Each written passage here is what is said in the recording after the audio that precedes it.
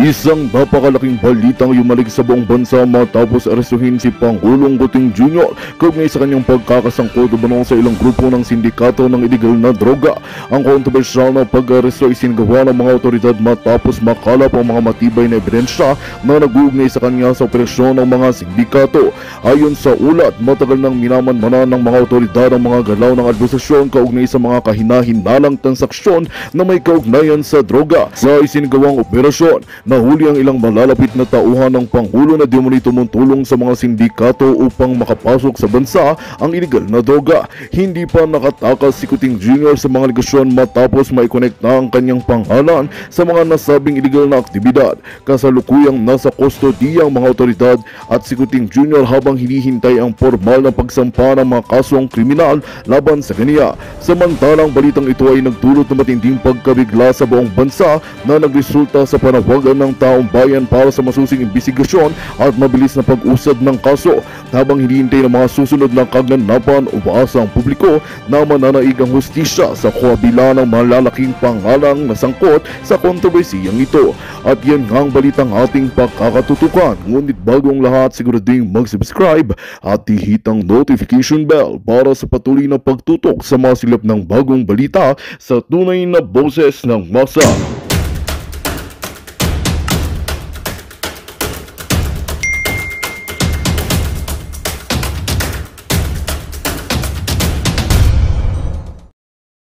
Daan nyo ito kasi usapin ito. Sabi ko nga, nagalit man si Senator Bato sa akin. Basta nangina ako ng pasensya nung nag-text ako. I'll try my best na hindi na ako magpo-post. I'll try my best. Pero hindi ako mangangako sa inyo, excuse me, na hindi ako magpo-post during the hearing. Siyempre, kalayaan ko doon. Sabi ko nga, tayo ay mga hurado. Tayo ay mga, parang nasa jury tayo. Tayo ang mga tagapakinig. Okay? Tayo mga jurors, taga-salansan, taga-absorb. Kung ito ba yung mga witness na ito nagsasabi ng katotohanan based on the demeanor, based on sa the way they answer the question. Kung ito ba ay tuloy-tuloy silang kumbaga, hindi sila nauutal katulad ni Francia. Hindi sila nag-iisip pa o binubulungan pa ng kanilang mga abogado or ini-interrupt, okay, pag sila ay nagsasalita during the Senate hearing. Okay, so kung ako ang nandoon, tatanungin ko si Morales. Morales, sinasabi mo na pinatigil ito ni Paquito Ochoa, then Executive Secretary ni Noynoy. Baka naman gawa-gawa mo lang yan, Morales.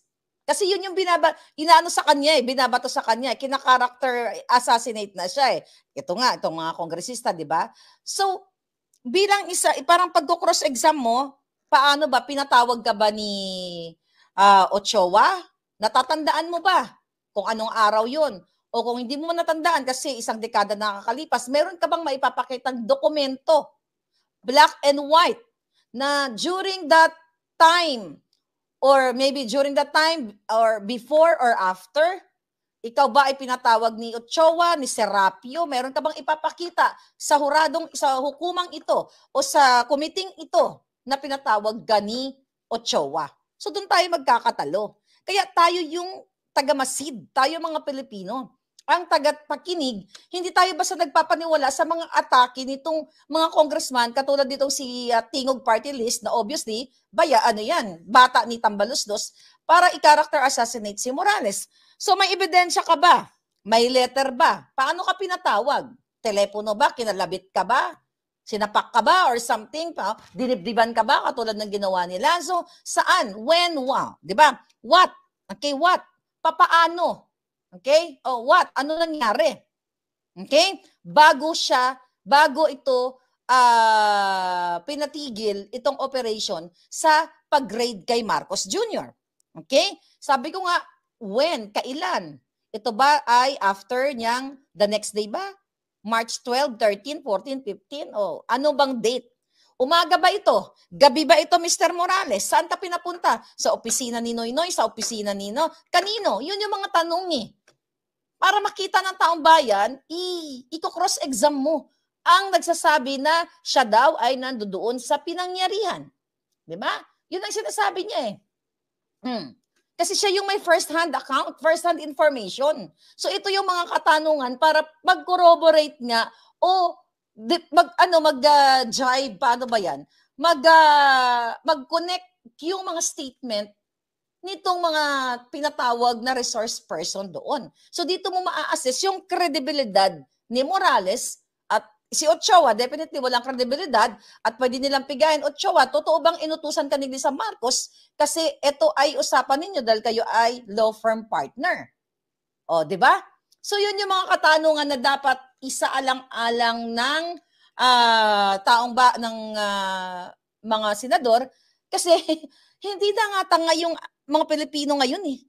Di ba? Tignan nyo ang gagaling nating lahat. Kasama na ako dun. Di ba? Nakikita niyo yung power ng katotohanan, very organic.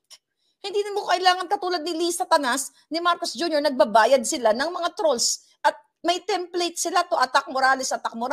Even ang mga kongresista, now, sabi ko nga, kung may mekos-mekos, meron namang toka-toka sa kongreso kung saan toka-toka sila kung paano atakin si Morales. Now, si Morales ay hindi siya subject. Siya lamang ay during that time, nagkataon na buhay na witness na siya ang kumuha ng statement doon sa confidential informant. Diba? So yung testimonya, kinuha niya, part nga daw, sabi niya, part ng trabaho niya. Pero imbis na pigain ng mga kongresistang ito at patawag nila si Morales para pagpaliwanag, kasi sabi nila, House of the People daw ang House of Representative. Bakit ang mga yawa, ginagastos sila ang pera ng bayan para magpa-press conference para atakihin ang personalidad ni Morales. Hindi sila nagpo-focus dun sa subject. Ang ibig sabihin, mga kabalangga, dahil kayo'y magagaling at ginagamit niyo yung neuron siya, itong mga yawa, mga giatay, mga jutang genemes na mga kongresistang mga bataan ni Tambaluslos, they are destined to destroy me, you, and Morales at ang kinabukasan ninyo. They are not for the people. They are for the money. They are for corruption. They are for kasinungalingan. They are there to cover up the bangag-bangag president. Ngayon, ano pa ang dapat pag-usapan doon kay Ochoa? Balik tayo kay Ochoa. Sabi ko nga, kung ako kay Senator Bato, isa ako sa mga senador, tatanungin ko, gaano kayo kung pinatawag ka ni Ochoa o ni Serapio o kung sino man ng iyong boss during that time, matatandaan mo ba kung ilang oras kayo nag-usap? Umaga, tanghali, gabi. Sabi ko nga, saan? Paano? Kung kinausap ka ni Ochoa na, Morales, wag mo nang ituloy yan dahil ang binabangga mo ay sino?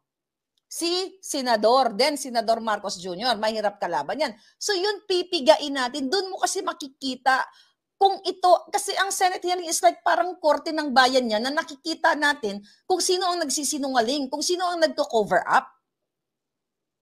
Yan ang mga ini-expect natin, mga kababayan. Kaya nga, galit na galit sila sa atin, galit na galit sila sa akin, mga palangga, dahil binobuking natin yung bangag na presidente ninyo. Kaya kung ako dati sinabi ni Lisa na number 1 nilang supporter, the most loyalist of all loyalists that she knows, ako ngayon ang mortal nilang, hindi ako kaaway. Hindi ko naman kaaway ang mga Marcos eh. Ang mortal na sin nila ay pagtatraidor sa bayan. This is not personal. Tinira ko ba sila ng personal dahil sila ay mga private citizen? Gusto ko lang silang, may malisyoso akong intensyon kasi gusto ko lang sirain. Meron tayong basihan dahil, jutang Jeremis, presidente yan eh. Pinapatakbo, ninanakaw ang pera ninyo. Nagpapanalo sila sa loto't maya-maya. Nagpapasok sila ng kontrabando sa Bureau of Customs. Mamaya dadako tayo sa driver na may charge pala na nanggahasa o may rape case sa Amerika. Thank you kay Sas Rogando sa SWAT at merong nag-tip sa kanya. Pupunta tayo doon mamaya. Ang daming issue na kino-cover up ng jutang Jenemis ng gobyernong ito, ng DILG, ng DOJ, lahat sila. Kasi nga, what do you expect? Lisa, ay sangkot sa sa kidnapping, sangkot siya. At sabi ko nga sa inyo mga kababayan, sunod-sunod na to yung mga kinasasangkutan nila at dapat silang magbayad. Yun yung mga in-expect natin. Sino pa ba mga pinapatawag doon? Mag-comment ka dyan kung ano mga in-expect yung mga hanash Baka may magandang katanungan dyan. Mag-antay ang mga Pilipino after May 7 at mag-people power na, sabi ni Mr. Latigo TV. Okay. Hi Louie, this is Lisa, the kidnapper, sabi ni Grace Nagard. Okay. Ngayon, meron nga daw ni-rape sa Amerika, 17 years old na bata, sabi ni Alak ng Dagat. Nabasa ko nga. Alright? Ngayon, mga kababayan, so yun ang mga titignan natin sa sasabihin ni Ochoa. Sino? At ang sagot ni Morales. Kaya dapat makarating si Morales ng May 7. Kasi sabi ko nga sa inyo, ay ginagapang siya, minimekos-mekos siya. Papangalan natin mamaya kung sino si Mekos-Mekos. At itatouch natin ang violence against crime. Okay? Na supposedly sila ay nandiyan at nakikialam dito sa usaping ito, mga kapalangga, mga kababayan. Yung volunteers pala, volunteers, not violence. Volunteers against crime and corruption. Diba? Isa yan sa ating tatapik mamaya. Ngayon, mga kababayan. Okay. Punta ulit tayo ito kay Lazo. Okay? Ito, bagong information. Dahil si Lisa Ahas o Lisa Per, lahat na. Okay? Hindi na siya mapakali dahil nararamdaman nila nalulubog na ang bangka ng mga ahas. Aburido ngayon ang gaga. Kaya ang ginawa nila, mga kababayan, ayon sa ating informante, winartap nila si Morales. Yung mga device na supposedly ay ginagamit sa mga malalaking tagaluto ng pulburon o malalaking sindikato para i-intercept ang kanilang mga illegal na gawain para mahuli sila ay in-apply ayon sa ating source. In-apply nila dito kay Morales, may inatasan si Lazo, ayon sa ating informante na binabacktrack, inahalungkat ang kanyang mga mensahe. And that is what? Kaso yan. Maliban sa wiretapping case yan. Iba yung mga piniplay nating video dito kay Lisa kasi hindi ko winartap yun. Yun mismo ay finorward ni Lisa. Yun siya, that's the way of, yun yung way niya. How to conversate, to communicate, video niya. Iba yung ginagawa mo, Lazo. Maliban pa sa napaka barumbado mo sa lahat ng mga tao dyan sa PIDEA, kaya nga lumalabas ito, mga issue na ito, dahil julol ka. Tama ba? Na ipawartap mo, ipahalongkat mo ang mga mensahe at mga calls ni Morales, imbis na papuntahin mo si Marcos Jr., what's in the call? Para malaman mo kung sino ang nakausap niya? O baka iniisip mo, kausap ko si Morales? Kahit na dumilat ang mga mata ninyo, hindi ko siya kilala. I will stick with my puting ahas. Gusto nga niya ang pakasuhan eh. Kaya ito itong Lazo na ito, di ba? Bakit ako ang gusto niyong pakasuhan? Bakit si Morales ang sisirain ninyo? Okay? At actually, sabi ko nga sa inyo, na ako nakikiusap ako sa inyo, alam ko na we are very emotional. Ang tama naman, may basis naman ang inyong sentimiento during the first hearing kay Senator Bato. Talagang naboljak siya ng bonggang-bongga. But now, wag tayo munang magtutok sa kanya kasi hindi siya ang nagbangag. You know what I mean? Hindi si Senator Bato ang nagbangag. Tapos na yung sentimiento natin. Sabi ko nga, paulit-ulit ko, make it or break it, Senator Bato. And we're grateful. Even we're not supposed to say thank you to you, but still we're gonna say thank you kasi ikaw yung nag-start ng investigation. But Bato is not our target here. Hindi siya target natin. Ang target natin si Marcos Jr. At hindi rin si Maricel Soriano ang target natin dito. Tandaan nyo, huwag tayo malihis. Sa laban, dapat tutok ka kung sino kalaban mo. Diba? Tsaka na tayo mag-away-away. Pag natumba na natin ang pinaka-utak ng paghihirap nating lahat. Kasi we have to accept the fact na, sabi ko nga, may mga individuality tayo. Ngayon, love nyo ako. Bukas galit kayo sa akin. And that's normal. Diba? Galit man kayo, but you still love nyo pa rin ako. May mga ganun talaga, but that's normal. But our target now, it's not Bato, okay? Ang target natin hindi si Bato. Okay na yun. Yung nagsentimiento tayo, yung ako'y nagpo-post-post na ganun. Ganun talaga. Tao tayo, nakakaramdam tayo. Jurors nga tayo, hurado tayo na nakikinig at no one can stop us what to say. Kung ano yung emotion natin. But now our target is Marcos Jr. At ngayon, ang ginagawa ni Lasso, di ba? Ano niya, at this is malaking kaso yung ginagawa niya.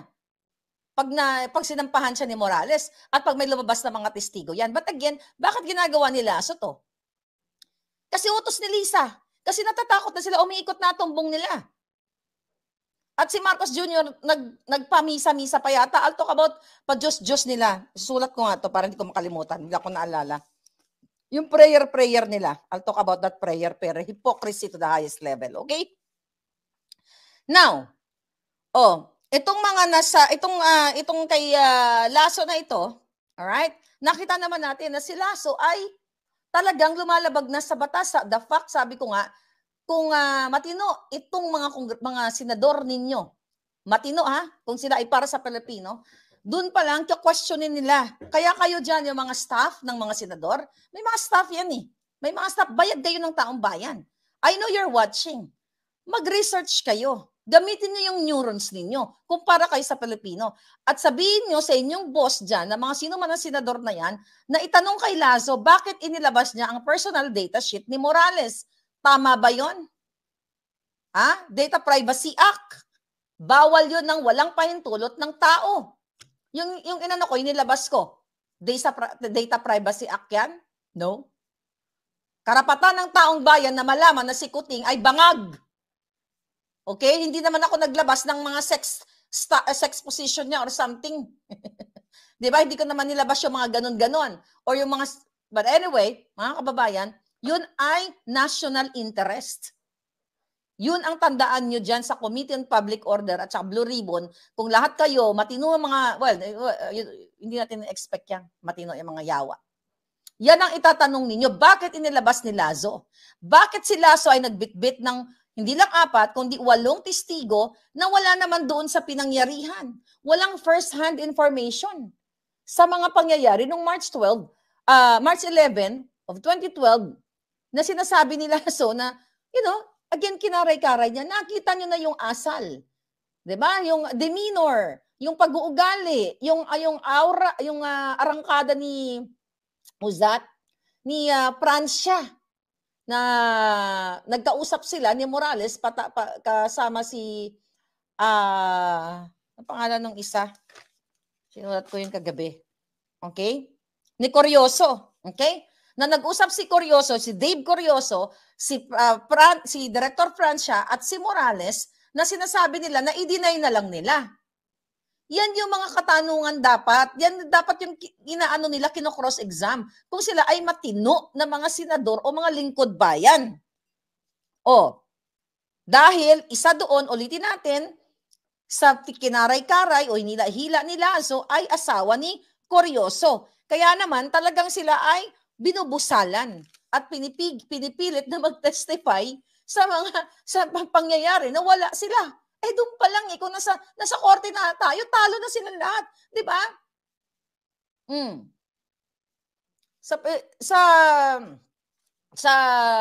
Sa labanan ng katotohanan, talo na sila, napakadali lang tong i-cross-exam. Ang mga ito, if you senators, ginagawa ninyo ang trabaho ninyo. Balikan natin, Senator Bato and the rest of the gang. Tanungin nyo, ulit-ulitin nyo, bakit si Emeterio Bitong ay 2 ang passport? 2 pa pangalan, Emeterio at saka Ramil. Pag lumabas siya ng bansa, hindi niya may mga pagkakataon na hindi niya dinideclare na siya ay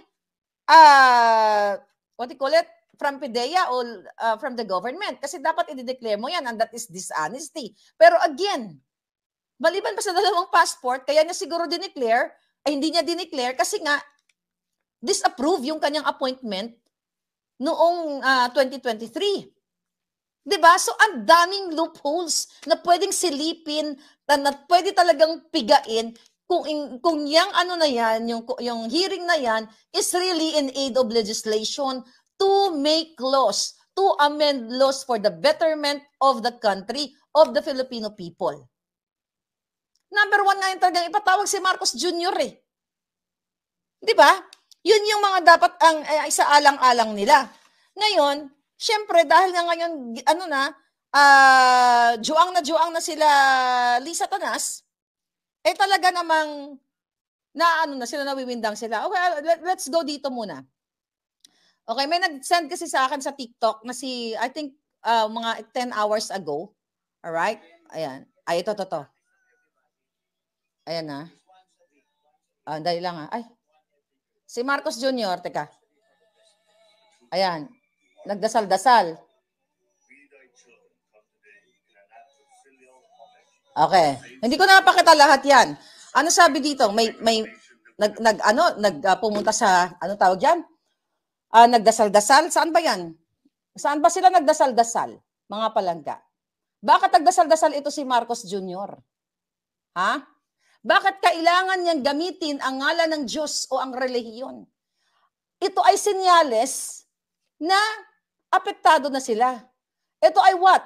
Moral justification na kunyari, gina-justify nila na sila ay alagad ng Diyos, alagad, sagradong katoliko, Diba? Yung padasal-dasal. Ito yung mga ginagawa ng politiko kapag sukol na.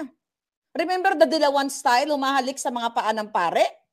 Si Bautista, remember that? Yan, sangkot din sa mga anomalya sa Comelec, pero hindi na ako lalayo. Ito ay moral justification na nililin lang nila kayo. Nagbasa-basa dyan si Kuting, andyan si Lisa Tanas padasal-dasal. Ito ay nakaka-apekto sa ating mga Katoliko, sa ating mga kaparian na matitino na pinapaya. Magandang balita ang hatid namin sa inyo ngayong araw. Sa pagtatapos ng aming balitaan, nagbigay kami ng mga mahalagang impormasyon. Maraming salamat sa pagtutok at pagsuporta sa aming programa. Huwag kalimutang manatili sa mga susunod na araw para sa mga bagong balita at mga kwento na dapat nating abangan. Mula sa Boses ng Masa, magandang araw, Pilipinas!